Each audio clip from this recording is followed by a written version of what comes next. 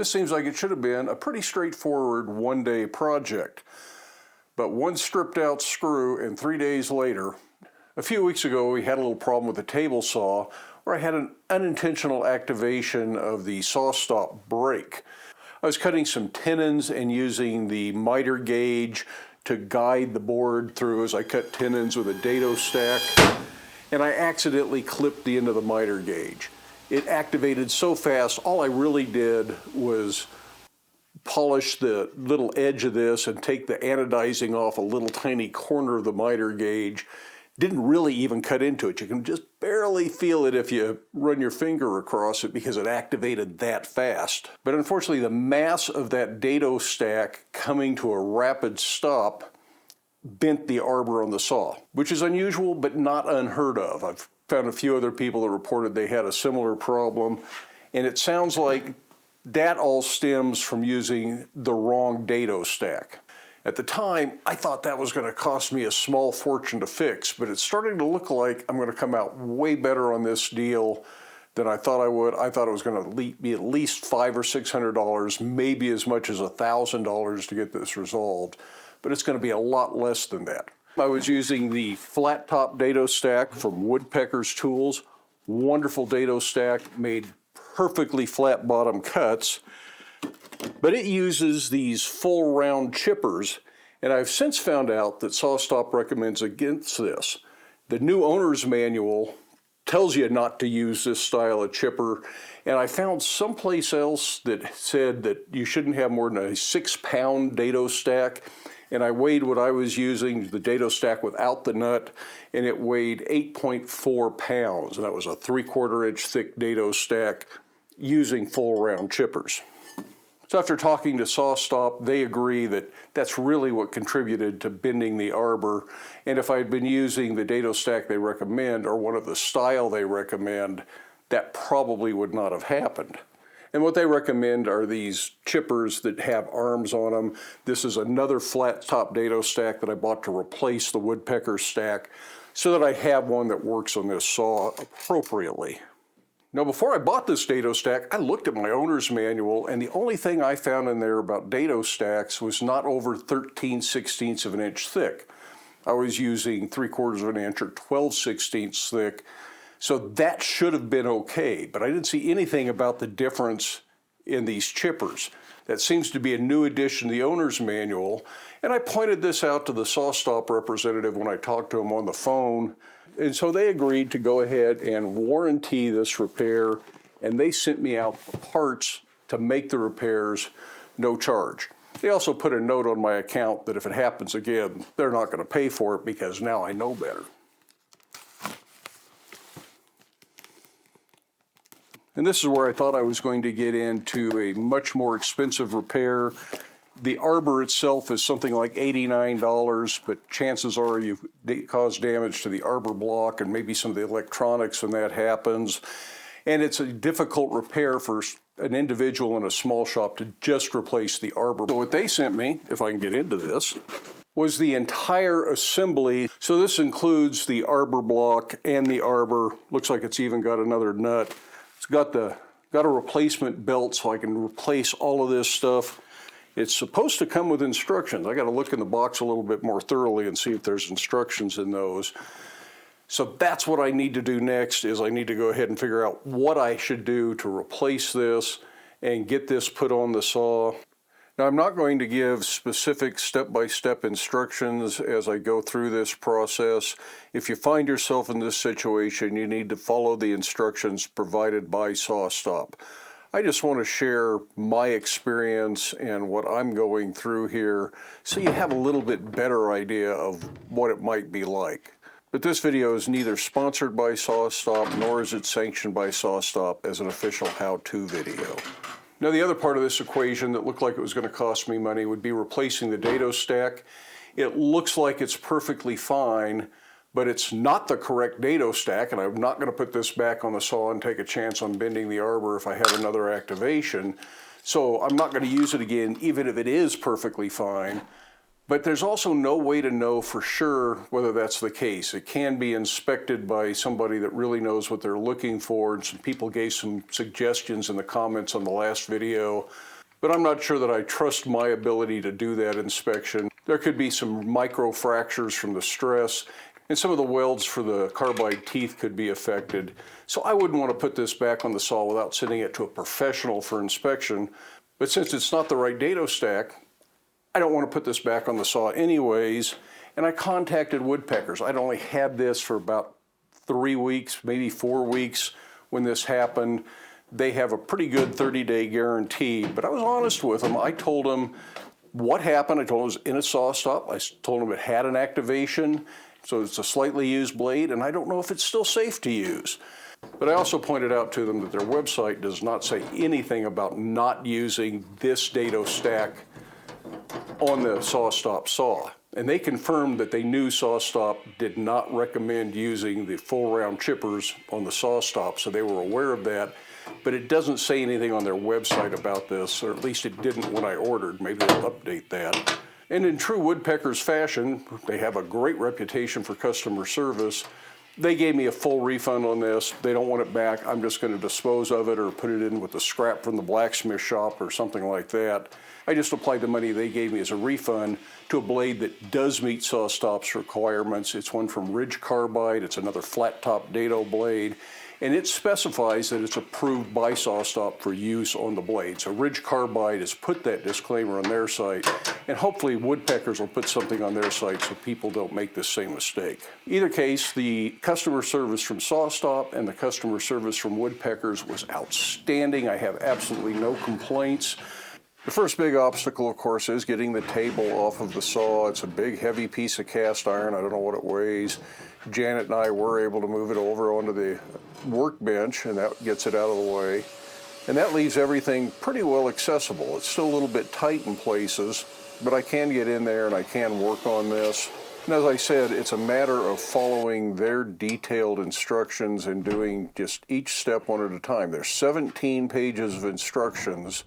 Mostly it's photographs showing you what you're working on, and one page is almost one step. So it's not terrible, other than just trying to get in there and work on some of this stuff.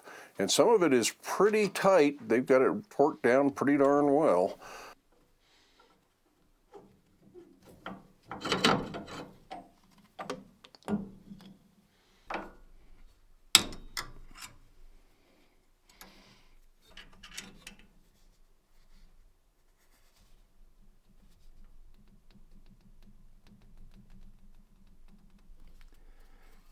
Note, the button head screws are torqued very tightly at the factory.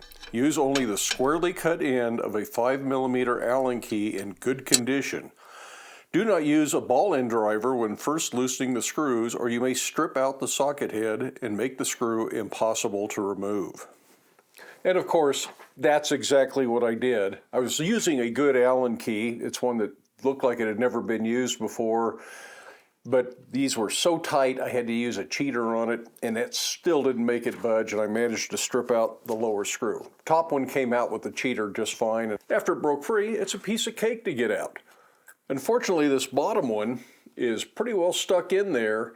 I tried to drill it a little bit and put an easy out in there, and unfortunately, that stripped out, so the easy out didn't do me any good. I'm afraid if I drill any deeper, I'm going to end up breaking the head off.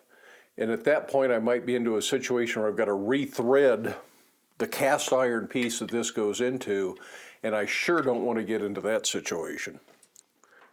So while I had waited to work on this until I had a nice cold snowy day, it was going to be cold for the next 3 or 4 days, snowing most of the time. I thought, great opportunity to get this done. If I can't do it in one day, I'll have the whole weekend. Now I gotta wait till the weekend's over. So stay tuned and we'll see what they say on Monday morning. Okay, it's not quite as bad as I thought it might be, and it certainly is not impossible. Well, nothing's impossible, they say. But I've been sitting in my office editing videos and trying to think how I could resolve this, because I'm not sure Sawstop's gonna have a big recommendation. And I thought I could come up with something. And I did. I got that screw out of there. What I ended up doing was taking a file with a safe edge so that it did not scratch up the plate too badly on the side. It did scuff it, but it didn't cut any grooves in it, so this is still fine. But I took that and I filed a flat top and bottom on the screws, and that way I had something I could get a hold of, and with a trusty pair of vice grips and lots of different attempts, a little bit more filing, kind of screwed around with it for about an hour and a half, but I finally got it to break free and turn. Then it was just a matter of taking a little bite and moving the vice grips because there's not much room in there. Finally got it out to a point it was finger tight and I could pull it the rest of the way out. So I continue with the replacement and get the new arbor block installed, but I can't reassemble it entirely until I replace that screw, because that screw is just absolutely trashed. And I'm hoping I can find something in Pueblo Monday, although it's still going to be snowing, and it's only going to be 6 degrees on Monday. So I don't know if I'll go to town, but Tuesday things should be better. Maybe I'll go to town then. But I am able to proceed. I can now finally get the old arbor block out of here. So I'm at the exact halfway point of this process with all of the parts removed, and I'm going to be able to start reassembling things here pretty quickly. And of course it goes back together in the reverse of the way you took it apart. There are instructions telling you what to do each step of the way. They did provide a replacement bronze friction washer, and this goes in the mount of the arbor block, and it just serves to slow down the fall of that arbor block in the case of an activation. It's got a couple little tensioning set screws on it, but it wasn't too hard to get in. Unfortunately, this is as far as I can go without that replacement screw. So first thing Monday morning, even though the weather was miserable and the roads were snow-packed, I decided to go ahead and brave the weather and go to town.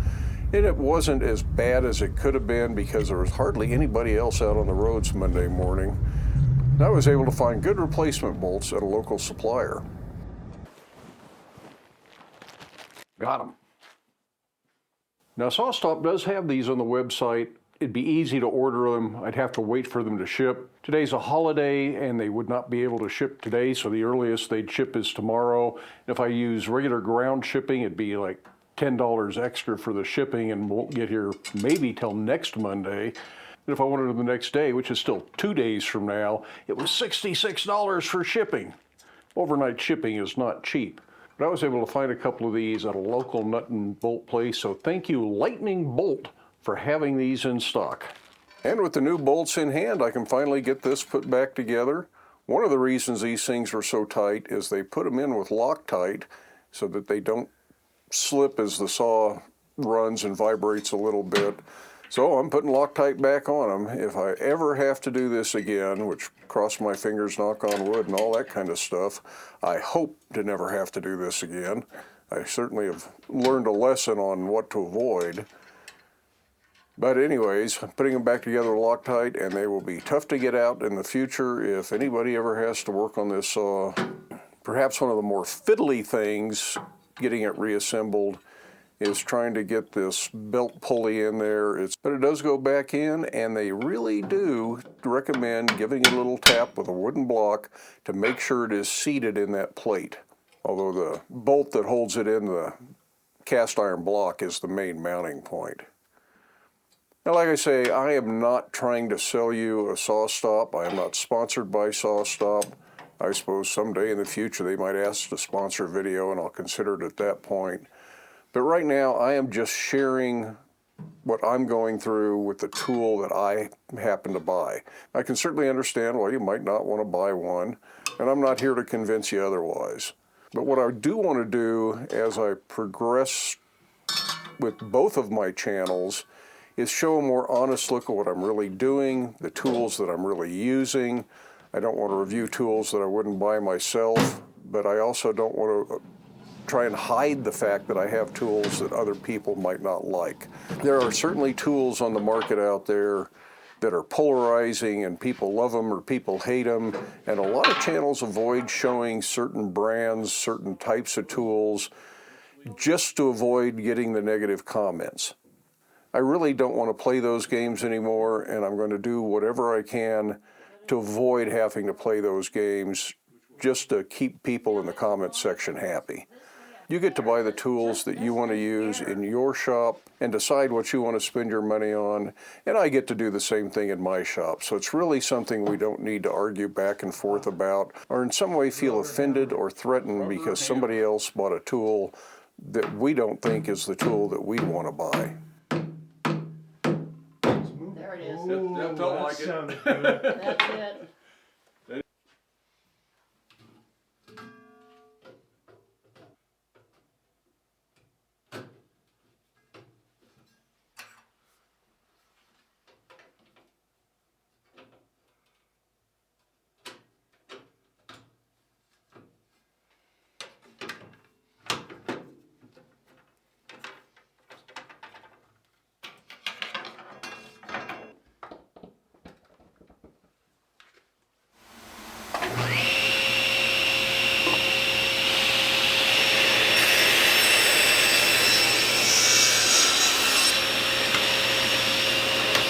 This seems like it should have been a pretty straightforward one-day project. But one stripped out screw and 3 days later, we're back in business. I've got a functioning saw again. Technically, that wasn't all that difficult. It was just that one problem with that one screw that really put a damper on things. Once it was all reassembled, you need to go back through the original setup process, adjust the table to the blade, make sure you got everything back together right. But it's exactly the same thing you should have done when you bought the saw. Once again, I would like to thank Sawstop and Woodpeckers for their excellent customer service.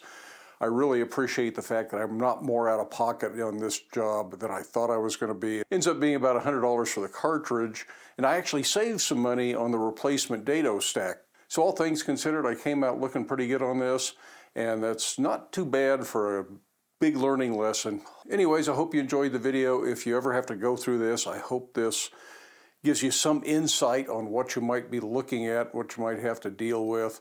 Both my channel members and Patreon patrons get early access to the videos. Patreon patrons also get the videos ad-free. So if you're interested in that, you might want to check that out. The Patreon does share content with both this channel, which is more of the woodworking content, and the blacksmithing channel. So you get all of that content for one membership. But for everybody, thanks for watching the video. I hope you enjoyed it, and we will see you for the next one.